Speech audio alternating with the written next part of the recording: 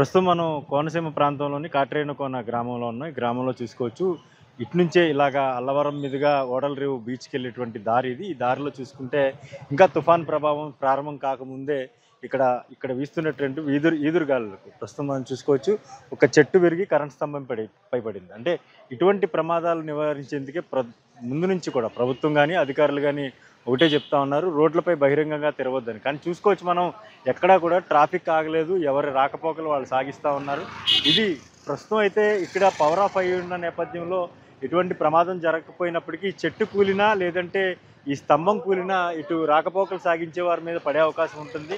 దీంతోనే అధికారులు పూర్తిగా చెప్తా ఉన్నారు ఎవరో ఇళ్ల నుంచి బయటకు రావద్దు అత్యవసరం అయితే తప్ప అని. కానీ చాలామంది చూస్తే మనకి ఏదో పని ఉన్నా లేకపోయినా బయట ఏం జరుగుతుంది అని తెలుసుకునేందుకు మాత్రం వస్తూ ఉన్న పరిస్థితి కనిపిస్తూ ఉంది. చాలా ప్రమాదం. ఎందుకంటే ఇది ఈ చెట్టు కూలింది కూడా ప్రస్తుతం మనం చూసుకుంటే హెచ్టీ లైన్, ఇది హై టెన్షన్ విద్యుత్ లైన్. దీంట్లో చాలా ఎక్కువ పాసేజ్ అవుతుంటుంది కరెంటు. ఒకవేళ ప్రస్తుతం అయితే కరెంట్ లేదు, కానీ ఒకవేళ కరెంటు సప్లై ఉండి ఈ చెట్టు ప్రమాదం జరిగితే మాత్రం ఇక్కడ అనుకోని దుర్ఘటన జరగాల్సిన పరిస్థితే ఉంటుంది. సో ఇటువంటి ప్రమాదాలను నివారించేందుకే ప్రజలను ఎవరు కూడా బయటకు రావద్దని అధికారులు చాలా స్పష్టంగా చెప్తా ఉన్నారు.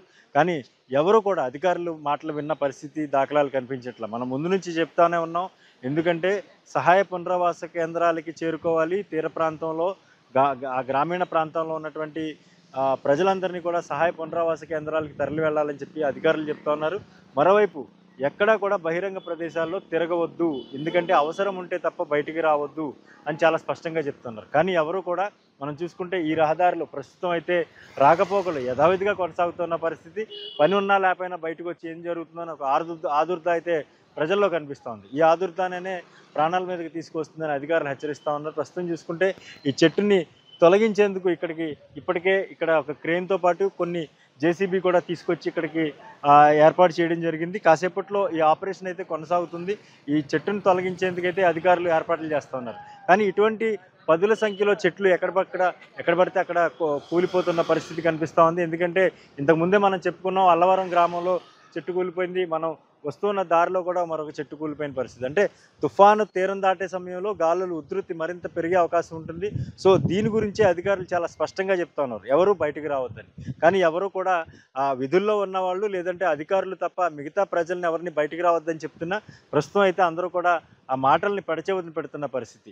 ఏదైనా ప్రమాదం జరిగితే దాన్ని అధికారుల మీదో లేదంటే ప్రభుత్వం మీదో నెట్టివేసే పరిస్థితి కనిపిస్తూ ఉంటుందనే చాలా స్పష్టంగా చెప్తా ఉన్నారు. ప్రస్తుతం మనం చూసుకోవచ్చు, ఈ చెట్టు తొలగించేందుకు మాత్రం అధికారులు పూర్తి స్థాయిలో ఏర్పాట్లు చేస్తూ ఉన్నారు. అంటే తుఫాను తీరం దాటే సమయంలో 100 నుంచి 120 కిలోమీటర్ల వేగంతో గాలులు వీస్తాయని చెప్తా ఉంటే ప్రస్తుతం చిన్నపాటి గాలులకే ఇటువంటి చెట్లు కూలిపోతున్నాయంటే భారీ ఎత్తున గాలులు వేస్తే మాత్రం మరింత నష్టం వాటిల్లే పరిస్థితి ఉంటుందని చెప్పక తప్పదు.